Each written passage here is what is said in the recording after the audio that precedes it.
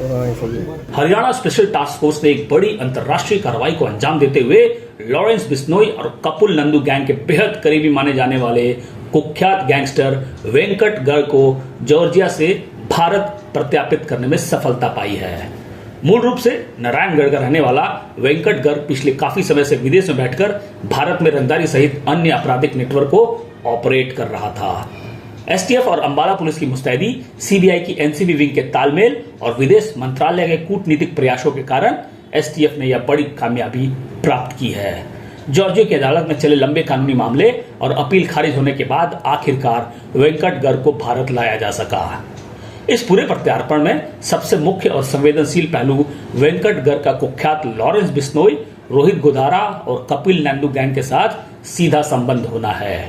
Police अधिकारियों के मुताबिक वेंकट गर्ग ने साल 2016-17 में करीब 19-20 साल की उम्र से ही आपराधिक दुनिया में कदम रख दिया था। शुरुआती दौर में छोटे मोटे झगड़ों और प्रॉपर्टी वाद से इसका शुरू हुआ सफर धीरे धीरे बड़े गैंग के साथ जुड़ने पर और भी हिंसक हो गया। नारायणगढ़ में एक बसपा नेता की हत्या समेत उस पर हत्या के प्रयास, लूटपाट और आर्म्स एक्ट के दर्जनों मामले दर्ज हैं। जुलाई 2024 में जमानत मिलने के ठीक बाद वह दिसंबर 2024 में फर्जी दस्तावेजों के सहारे दुबई भागा और फिर वहां से जॉर्जिया जा पहुंचा, जहां से लगातार लॉरेंस बिश्नोई सिंडिकेट के लिए काम कर रहा था। एक और उपलब्धि हरियाणा स्पेशल टास्क फोर्स को मिली है। जैसे आप जानते हैं, पिछले दिनों में काफ़ी जो फ्यूजिटिव्स जो बाहर है, जो हमारे बदमाश है, क्रिमिनल्स है हरियाणा के, जो विदेश में बैठ के यहाँ पे वारदातें करवा रहे थे और एक्सटॉर्शन कर रहे थे, उन लोगों को, काफ़ी लोगों को हम डिपोटेशन और एक्स्ट्राडिशन करने में सक्षम हुए थे। तो उसी खड़ी में आज एक और बड़ा बदमाश है जो अंबाला, यमुनानगर, पंचकुला उस एरिया में ऑपरेट करता था और नारायणगढ़ का रहने वाला था। उसको जॉर्जिया से हमारे जो टीम है, जो वसीम अकरम जो एसपी एसटीएफ और अमन जो डीएसपी एसटीएफ अंबाला, इन्होंने एस्कॉर्ट करके लाए हैं। और ये वेंकट गर्ग है इसका नाम और नारायणगढ़ का रहने वाला है। और यहाँ 2024 दिसंबर 10 दिसंबर 2024 को ये नकली अपने पासपोर्ट नकली कागजों के बेसिस पे बना रखा था। उससे वो दुबई निकल गया था। फिर दुबई से ये जॉर्जिया चला गया था। पर पता चल गया था एसटीएफ को तुरंत फरवरी 2025 में ही उसका पासपोर्ट रिवोक करवाया। उसके बाद बाकी प्रोसेसेस शुरू किए इन्होंने। जो ब्लूटूथ आरसीएन होता है, एलओसी होता है और डिपोटेशन की रिक्वेस्ट होती है और एक्स्ट्राडिशन प्रपोजल्स है, ये सब कुछ करा इन्होंने। वसीम अकरम ने सब कुछ कोऑर्डिनेट किया है और एसपी अंबाला ने ये सारे जो राइटिंग है एसपी अंबाला ने किया है। और इसको इन्होंने जो एनसीबी है सीबीआई में उनको भेजा है, उनके थ्रू एमईए में गया है, फिर जॉर्जिया देश में गया है। सो लगभग 1 साल लगी है। और उसने अब उसका प्रॉपर एक्स्ट्राडिशन कोर्ट पे गई है उसका केस, और वहाँ से उसने अपील का भी किया है, वो रिजेक्ट करवाया है। सो इसमें काफ़ी लोगों की मेहनत है, कोऑर्डिनेशन है। सो जैसे एसटीएफ तो एक स्टार्टिंग पॉइंट है, वसीम अकरम, एसपी अंबाला ने प्रपोजल सारे जो लिखित का काम उन्होंने किया है, जो सीबीआई, एनसीबी है और मिनिस्ट्री ऑफ एक्सटर्नल अफेयर्स है, इन्होंने बहुत मेहनत किया है। बहुत ऐसे भी थे कि 12-12 घंटे में उन्होंने प्रपोजल्स को थ्रू करा के उस देश में भेजने का काम किया है। मतलब नीचे से ऊपर तक विदिन अ डे सब कुछ किया है। उसके बाद जो एम्बेसी है जॉर्जिया में, उन्होंने भी बड़े इसको फॉलोअप किया है, कोर्ट में फॉलोअप किया है और वापसी में थोड़ा ट्रांसिट करना पड़ा सो कजाकिस्तान के थ्रू अलमाटी में। सो उन्होंने भी हमें कोऑपरेट किया है। सो इतने कोऑपरेशन के बाद, इतने मेहनत के बाद 1 साल बाद इसको हम एक्स्ट्राडिट करके हिंदुस्तान लाने में कामयाब हुए।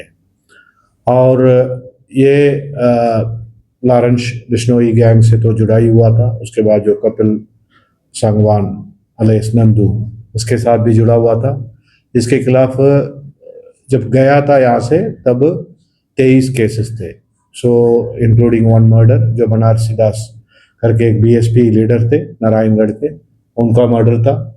और उसके अलावा 6-7 इसके खिलाफ अटेम्प्ट टू मर्डर केसेस थे, और रॉबरी केसेस 3-4 थे, और हर्ट केसेस काफ़ी थे, आर्म्स एक्ट भी थे।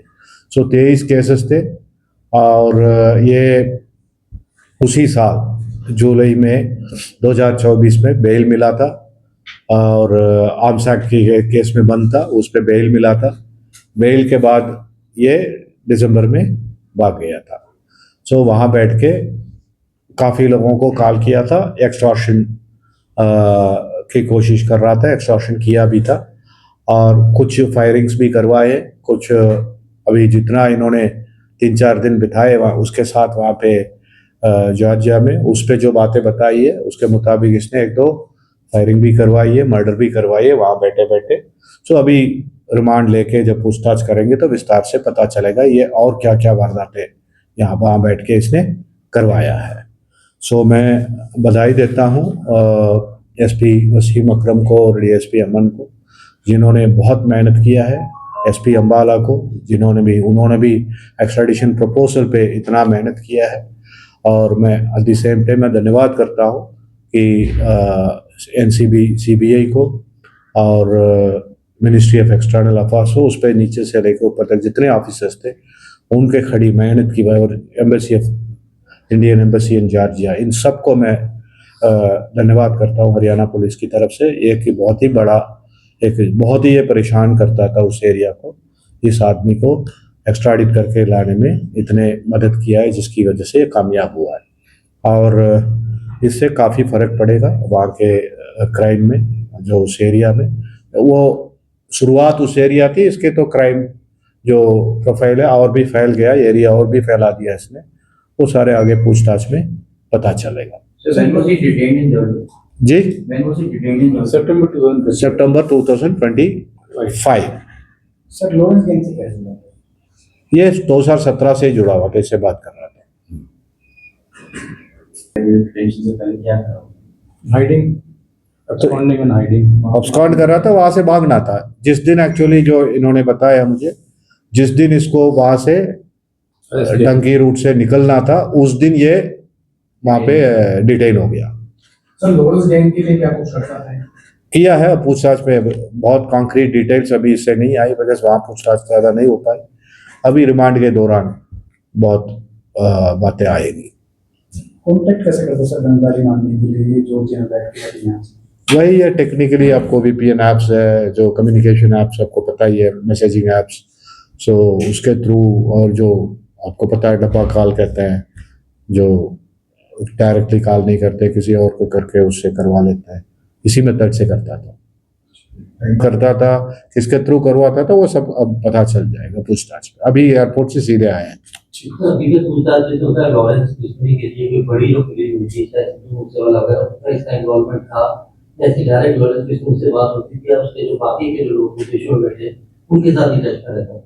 नहीं, अभी तक जो हमें पता चला है कि वो लॉरेंस बिश्नोई से तो 2017 से बात कर ही रहा था, और जो कपिल सांगवान अलेस नंदू है, जो नजफगढ़ का है, उससे बात करता था। उसके लिए भी इसने बताया कि एक मर्डर भी करवाया है, जो दिल्ली में मर्डर भी करवाया है।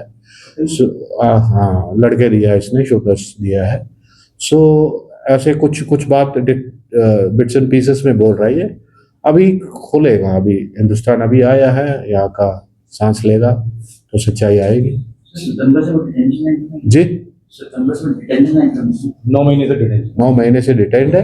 वो पूरे प्रोसेस खत्म करके आया है कि वहाँ का जो एक्स्ट्राडिशन कोर्ट पे हमने केस डाला, उस पर इसने कंटेस्ट किया है, उसके बाद इसने अपील पे गए, अपील रिजेक्ट किया है, उसके बाद आया है।